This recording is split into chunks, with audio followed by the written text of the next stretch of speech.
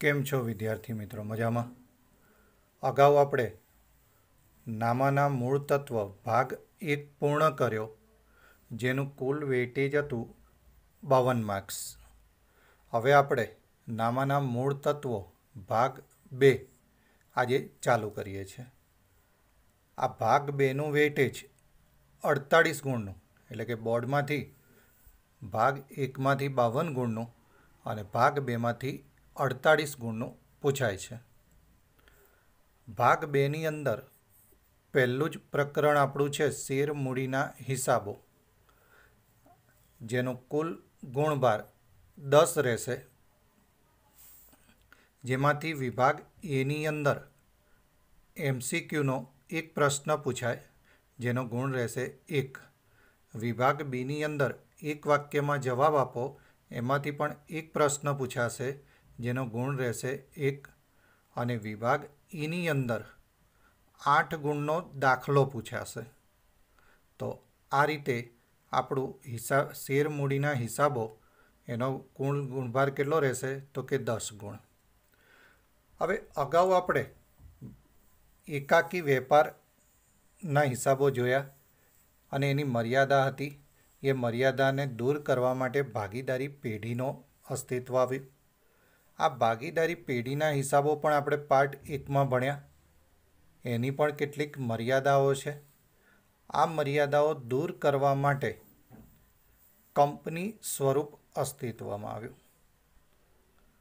ઔદ્યોગિક ક્રાંતિના પરિણામથી મોટા પાયે ધંધો કરવા માટે એકાકી વેપાર અને ભાગીદારી પેઢીની મર્યાદાઓને કારણે કંપની સ્વરૂપ અસ્તિત્વમાં આવ્યું. તો પ્રશ્ન પૂછાય કે કંપની સ્વરૂપ શા માટે અસ્તિત્વમાં આવ્યું? તો એકાકી વેપાર અને ભાગીદારી પેઢીની મર્યાદાઓને કારણે કંપની સ્વરૂપ અસ્તિત્વમાં આવ્યું. શા માટે મોટા પાયે ધંધો શરૂ કરવાની જરૂરિયાત ઊભી થઈ? તો ઔદ્યોગિક ક્રાંતિના પરિણામ સ્વરૂપ મોટા પાયે ધંધો શરૂ કરવાની જરૂરિયાત ઊભી થઈ. આધુનિક યુગમાં ધંધા માટે મોટા પાયા પર મૂડીની જરૂરિયાત રહે છે. અત્યારે જે આધુનિક યુગ ચાલે છે એમાં ધંધા માટે તમારે સૌથી વધુ શેની જરૂર પડે? તો કે મોટા પાયે મૂડીની જરૂરિયાત રહે. આથી કંપની પોતાની મૂડી અનેક વ્યક્તિઓ પાસેથી એકત્ર કરે છે. એટલે કે કંપનીએ જે મોટા પાયે મૂડીની જરૂરિયાત છે એ ક્યાંથી પ્રાપ્ત કરવામાં આવે?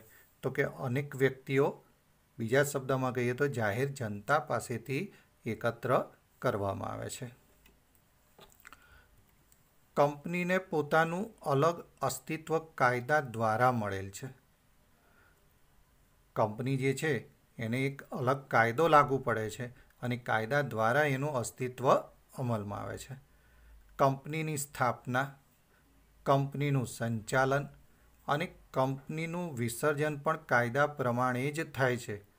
એટલે કે કંપની આપણે ચલાવવી હોય તો એનો જે કાયદો છે એ કાયદાનું પાલન કરીને જ તમારે એની સ્થાપના કરવી પડે, એનું સંચાલન કરવું પડે અને એનું વિસર્જન કરવું હોય તો પણ કાયદા પ્રમાણે જ કરવું પડે. આનો મતલબ એ થયો કે કોઈ પણ વ્યક્તિ ગમે ત્યારે કંપનીની સ્થાપના કરી, સંચાલન કરી અને ગમે તે સમયે એનું વિસર્જન કરી શકતી નથી. હવે પ્રશ્ન એ થાય કે આ કાયદો કયો? તો ભારતમાં સૌ પ્રથમવાર કંપની માટે એક અલગ કાયદો બન્યો. અને કયા વર્ષમાં બન્યો? તો ઈસવીસન 1956માં. એટલે કે ભારતની અંદર સૌ પ્રથમ કંપની કાયદો ક્યારે? તો 1956માં બન્યો. જે કંપની ધારો 1956 તરીકે ઓળખાય છે, જેને આપણે અંગ્રેજીમાં કહીશું કંપનીઝ એક્ટ 1956. આ જે 1956થી કંપની ધારો હતો એમાં કેટલીક મર્યાદાઓ જોવા મળતી હતી, કેટલીક મુશ્કેલીઓ જોવા મળતી હતી. ભારત સરકાર દ્વારા જૂના કંપની કાયદામાં જરૂરી ફેરફારો કરીને નવો કંપની ધારો 2013 અમલમાં મૂકવામાં આવ્યો છે. તો નવો કંપની ધારો ક્યારે અમલમાં આવ્યો? તો 2013, જેને આપણે કહીશું કંપનીઝ એક્ટ 2013. તો આ રીતે કંપની હંમેશા કાયદા દ્વારા જ અસ્તિત્વમાં આવે છે, કાયદા દ્વારા એનું સંચાલન થાય છે અને કાયદા દ્વારા જ એનું શું કરવામાં આવે છે? વિસર્જન કરવામાં આવે છે. શેર અને શેર મૂડી, અર્થ, સ્વરૂપ અને પ્રકારો. કંપનીની મૂડીને શેર મૂડી કહેવાય છે, જેને ફેરબદલી કરી શકાય તેવા નાના નાના સ્વરૂપમાં વિભાજિત કરવામાં આવે છે. આવા દરેક વિભાજિત એકમને શેર કહેવાય છે. એટલે કે કંપનીની જે મૂડી છે એને આપણે શું કહીશું? શેર મૂડી. અને આ મૂડી કેવી છે? તો કે નાના નાના સ્વરૂપમાં વિભાજિત એટલે કે ભાગ પાડેલી અને ફેરબદલી કરી શકાય તેવી રીતે હોય છે. અને આવા વિભાજિત એકમને આપણે શું કહીએ છીએ? શેર કહીએ છીએ. કંપની પોતાની મૂડી પ્રાપ્ત કરવા કાયદા અનુસાર વિજ્ઞાપન પત્ર બહાર પાડીને લોકોને શેર ખરીદવા આમંત્રણ આપે છે. કંપની આ પોતાની મૂડીની જરૂરિયાત સંતોષવા માટે શું કરશે?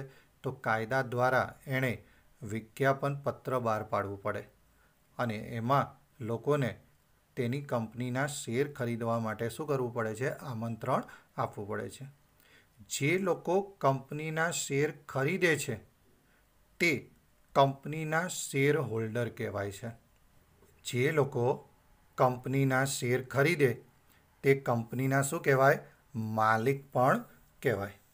ધારો કે રિલાયન્સ કંપનીના શેર આપણે ખરીદ્યા હોય તો જેટલા શેર ખરીદ્યા એટલી રકમના આપણે રિલાયન્સ કંપનીના શું કહેવાય? શેર હોલ્ડર અથવા માલિક કહેવાય. શેર એ સ્થાનાંતરિત, અંગ્રેજીમાં એને કહીશું મૂવેબલ, અને ફેરબદલી જેને ટ્રાન્સફરેબલ કરી શકાય તેવી મિલકત છે. શેર એ કેવી મિલકત છે? આવો પ્રશ્ન પૂછે તો શું લખવાનું? સ્થાનાંતરિત અને ફેરબદલી કરી શકાય તેવી મિલકત છે અથવા મૂવેબલ એન્ડ ટ્રાન્સફરેબલ એસેટ્સ કહેવાય.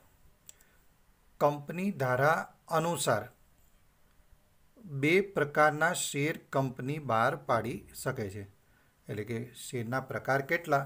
તો કે 2. કયા કયા? નંબર 1 પ્રેફરન્સ શેર અને નંબર 2 ઇક્વિટી શેર. તો number 1 preference share. Preference share એટલે એવા શેર કે તે શેર ધરાવતા સભ્યો કંપનીની હયાતી દરમિયાન ઇક્વિટી શેર પર ડિવિડન્ડ ચૂકવતા પહેલાં નક્કી કરેલા દર મુજબ ડિવિડન્ડ મેળવવા માટે હકદાર બને છે. પ્રેફરન્સ શેર એટલે એવા શેર કે જે શેર ધરાવનાર છે, જેને આપણે કહીશું પ્રેફરન્સ શેર હોલ્ડર, એ કંપનીની હયાતી દરમિયાન એટલે કે કંપની જ્યાં સુધી ચાલુ છે ત્યાં સુધી ઇક્વિટી શેર પર ડિવિડન્ડ ચૂકવતા પહેલાં કંપનીએ જે દર નક્કી કર્યો હોય એ દર મુજબ ડિવિડન્ડ મેળવવા માટે શું છે? એ હકદાર છે. દાખલા તરીકે પ્રેફરન્સ શેર 10%ના ડિવિડન્ડથી બહાર પાડ્યા હોય તો દર વર્ષે પ્રેફરન્સ શેર હોલ્ડરોને એ નક્કી કરેલ 10% ડિવિડન્ડ શું કરવું પડે? ચૂકવવું પડે. તો સૌથી પહેલાં ડિવિડન્ડ મેળવવા માટે હકદાર છે. કોના કરતાં? ઇક્વિટી શેર કરતાં. તેમજ કંપનીના વિસર્જન સમયે મૂડી પરત મેળવવા માટે ઇક્વિટી શેર ધરાવતા સભ્યો કરતાં અગ્રહક ધરાવે છે. આવી જ રીતે જ્યારે કંપનીનું વિસર્જન કરવાનું હોય, કંપની બંધ કરવાની હોય, તો મૂડી પરત મેળવવામાં પણ ઇક્વિટી શેર ધરાવતા સભ્યો કરતાં પ્રેફરન્સ શેર ધરાવતા સભ્યોનો હક કેવો છે? તો કે અગ્રિમ હક ધરાવે છે. ટૂંકમાં આપણે કહીએ તો કે જે શેર પર ડિવિડન્ડ પહેલાં ચૂકવાય અને મૂડી પ્રથમ પરત થાય તો તેવા શેરને આપણે શું કહીએ છીએ? Preference share. બીજો આપણો પ્રકાર હતો ઇક્વિટી કે ઓર્ડિનરી શેર.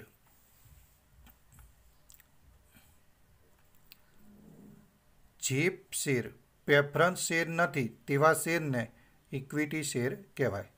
શોર્ટમાં કહેવું હોય તો શું કહીશું કે જે શેર પ્રેફરન્સ શેર નથી તેવા શેરને આપણે શું કહીશું? Equity share. ઇક્વિટી શેર ધરાવનારાઓને કંપનીની સભામાં મતદાન કરવાનો અધિકાર મળે છે. પ્રેફરન્સ શેર ધરાવનારને મતદાનનો અધિકાર મળતો નથી, જ્યારે ઇક્વિટી શેર હોલ્ડરોને મતદાન કરવાનો અધિકાર મળે છે. પ્રેફરન્સ શેર પર નક્કી થયેલા દરે ડિવિડન્ડ આપ્યા બાદ વધતા નફામાંથી ઇક્વિટી શેર પર કંપનીના સંચાલકોએ કરેલ ભલામણનો કંપનીના શેરહોલ્ડરની સામાન્ય સભામાં ઠરાવ પસાર કરીને ડિવિડન્ડ આપવામાં આવે છે. આનો મતલબ શું થયો કે પ્રેફરન્સ શેરને નક્કી કરેલું ડિવિડન્ડ ચૂકવ્યા પછી જે નફો વધે એ નફામાંથી કંપનીના સંચાલકો જે ભલામણ કરે એટલે કે જે ડિવિડન્ડનો દર નક્કી કરે એ શેર હોલ્ડરની સામાન્ય સભામાં ઠરાવ પસાર કરીને ચૂકવવામાં આવે છે. આનો મતલબ એ થયો કે પ્રેફરન્સ શેર પર નિશ્ચિત ડિવિડન્ડ મળે છે, જ્યારે ઇક્વિટી શેર પર નિશ્ચિત ડિવિડન્ડ મળતું નથી. કંપનીના વિસર્જન વખતે કંપની પાસે રહેલા ફંડમાંથી પ્રેફરન્સ શેર મૂડીની રકમ પરત કર્યા પછી જ ઇક્વિટી શેર મૂડીની રકમ પરત મેળવવાનો ઇક્વિટી શેર હોલ્ડરને અધિકાર છે. જેમ ડિવિડન્ડ પણ પ્રેફરન્સ શેર પર ચૂકવ્યા પછી જ ઇક્વિટી શેર હોલ્ડરને ચૂકવાય, એવી જ રીતે કંપનીના વિસર્જન વખતે જે ફંડ રહ્યું હોય એમાંથી પ્રેફરન્સ શેર ચૂકવ્યા પછી જ ઇક્વિટી શેર હોલ્ડરોને રકમ પરત મેળવવાનો અધિકાર છે.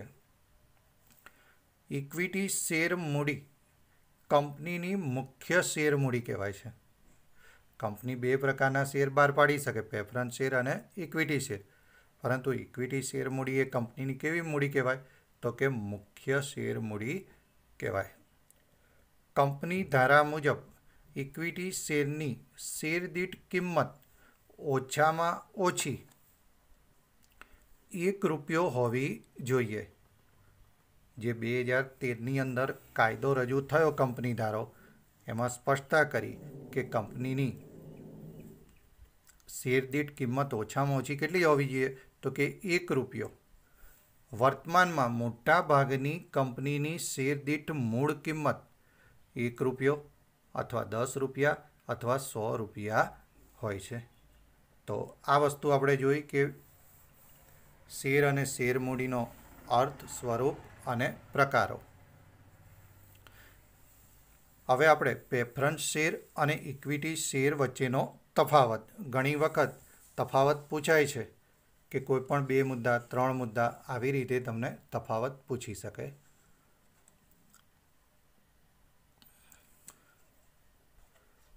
તો ક્રમ, મુદ્દા, પ્રેફરન્સ શેર અને ઇક્વિટી શેર.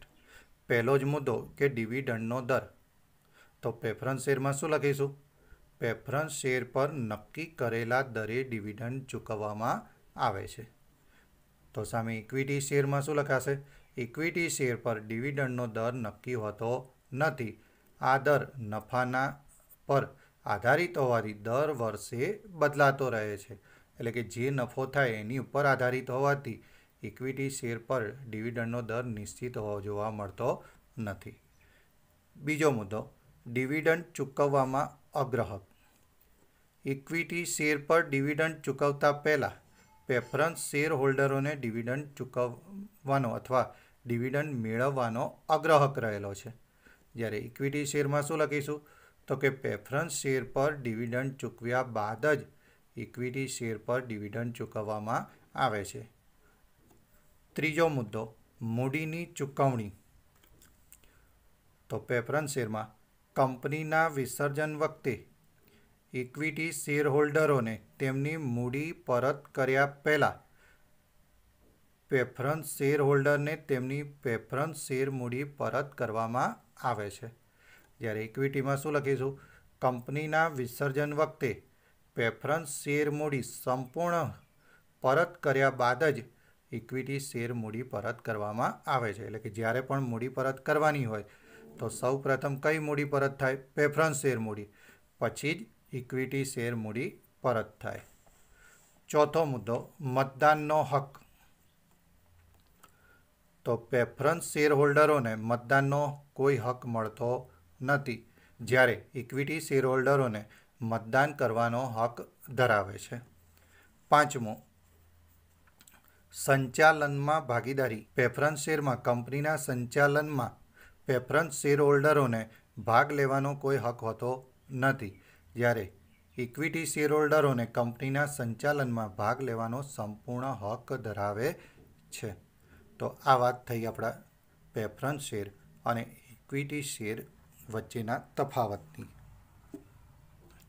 ત્યાર પછી નવો મુદ્દો, શેર મૂડીનું વર્ગીકરણ. શેર મૂડીનું વર્ગીકરણ, એમાં પહેલો જ મુદ્દો છે આપણો સત્તાવાર મૂડી. સત્તાવાર મૂડી એટલે શું? તો સત્તાવાર મૂડી એટલે કંપનીના મેમોરેન્ડમમાં નોંધાયેલ મૂડી. સત્તાવાર મૂડીથી વધુ રકમ કંપની એકત્ર કરી શકતી નથી. એટલે કે કોઈ પણ કંપનીની સ્થાપના કરતી વખતે એના આયુષ્ય દરમિયાન કેટલી મૂડીની જરૂર પડશે, આ જે નક્કી કરવામાં આવે તેને આપણે શું કહીશું? સત્તાવાર મૂડી.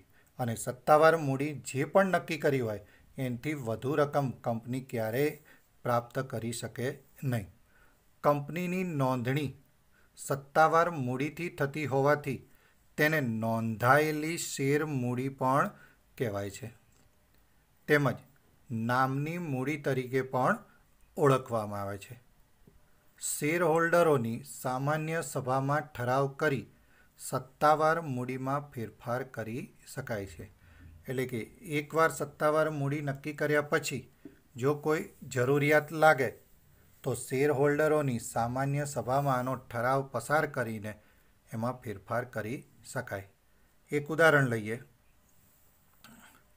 રિલાયન્સ કંપની આપણે શરૂ કરવી છે, તો આના માટે એણે પોતાના આયુષ્ય દરમિયાન કેટલા મૂડીની જરૂર પડશે તે નક્કી કરવામાં આવે તો તેને આપણે શું કહીશું? સત્તાવાર મૂડી. દાખલા તરીકે ₹10નો એક એવા 10 લાખ શેરની રિલાયન્સ જીઓની આપણે સ્થાપના કરવા માગીએ છીએ. તો રિલાયન્સ જીઓની સત્તાવાર મૂડી કેટલી ગણાશે? તો 10 લાખ ગુણ્યા 10 એટલે કે 1 કરોડ રૂપિયા એની શું કહેવાશે? સત્તાવાર મૂડી.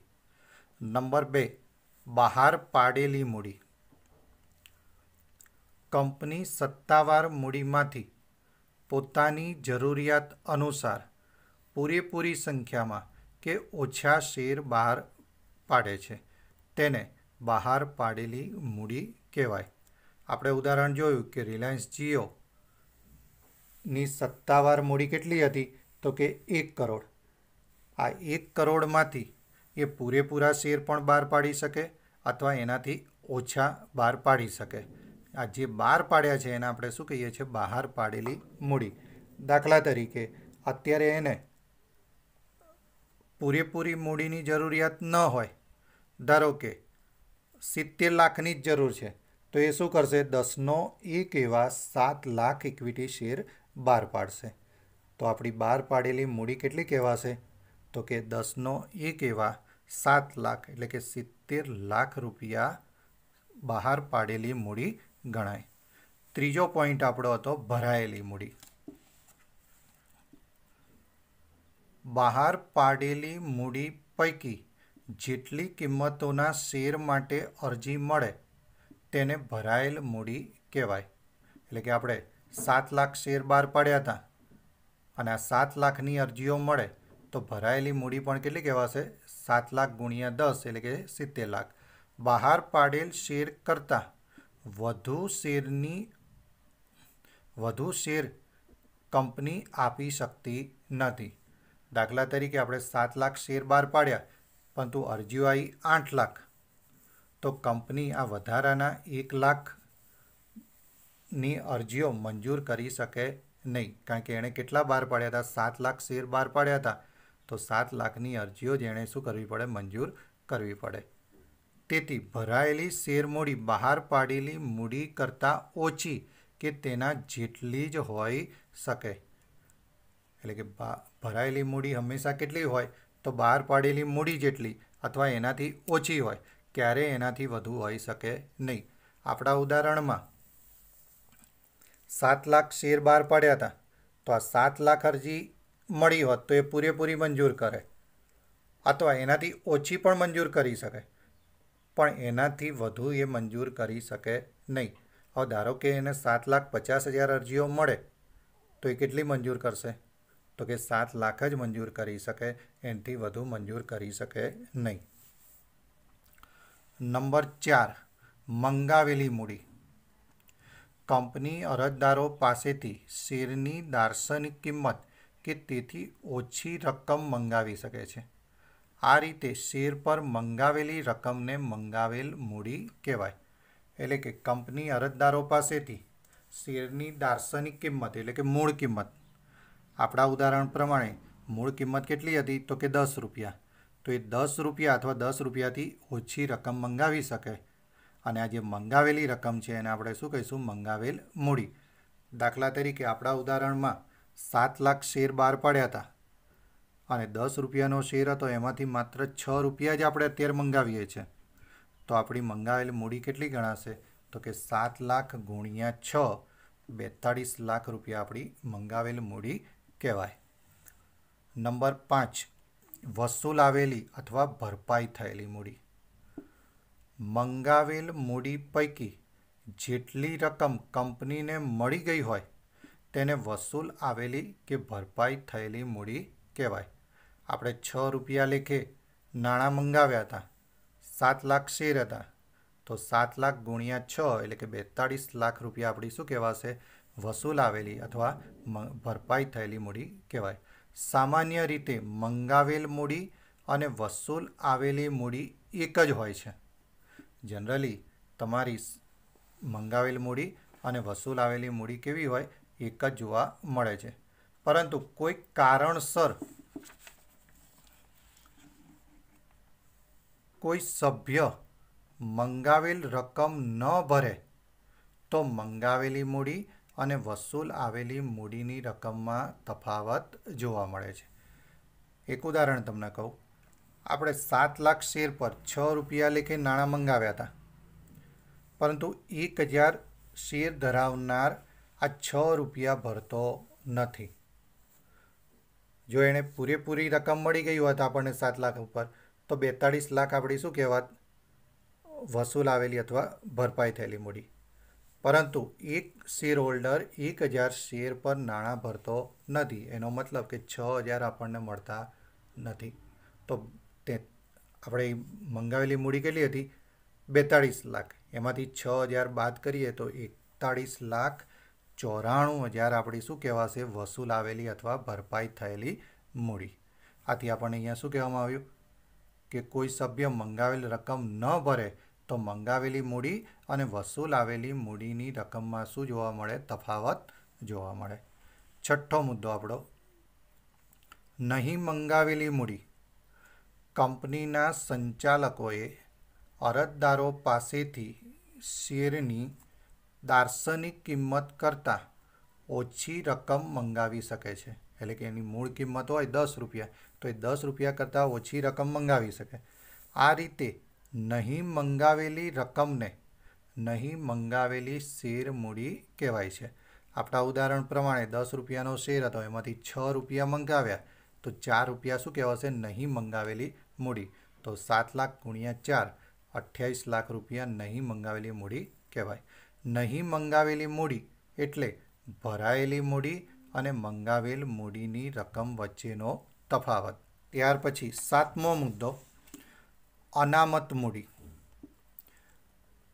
જ્યારે મંગાવેલી મૂડી કંપનીના ધંધા માટે પૂરતી હોય અને ભવિષ્યમાં વધુ મૂડીની જરૂરિયાત ન લાગે ત્યારે સંચાલકો શેર હોલ્ડરની સભામાં ખાસ ઠરાવ કરી નહીં મંગાવેલી મૂડીને અનામત રાખવાનું નક્કી કરે છે.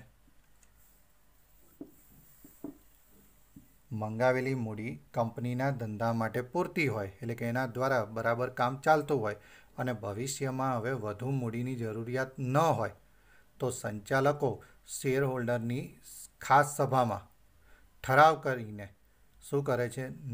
નહીં મંગાવેલી મૂડીને અનામત રાખવાનું નક્કી કરે. તેને અનામત મૂડી કહેવાય છે.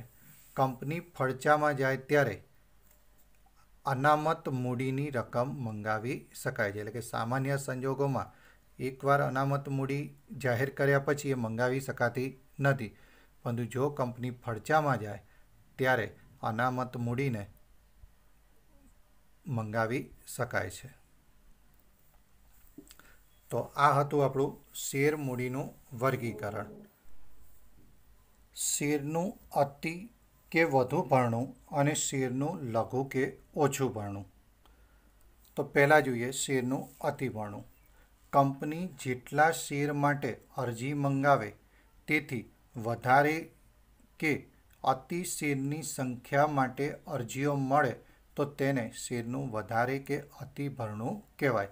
દાખલા તરીકે આપણા ઉદાહરણ પ્રમાણે રિલાયન્સ જીઓનું શેર ભરણું 7 લાખ શેર ગુણ્યા 10 એટલે કે 70 લાખનું ભરણું હતું. જાહેર જનતામાં કંપનીને 7,50,000 માટે અરજીઓ મળી. તો 12 શેર કેટલા પડ્યા હતા? 7 લાખ.